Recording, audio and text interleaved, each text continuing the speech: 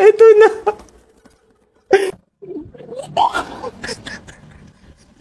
Pasensya na. Pasensya na ho. Hindi ako nababastos na pagkain. Pero sadya po. Ah!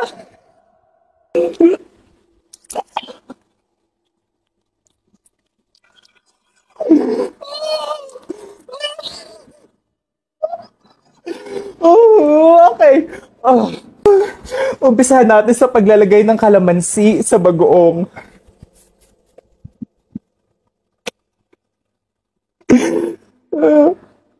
Ang sabi nila, pag ginawa daw to matatanggal daw yung lansa ng bagoong isda. So, dadalawahin ko siya.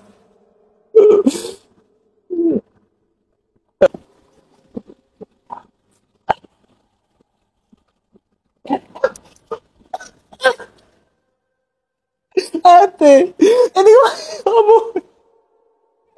Meron pa siyang mga isda-isda.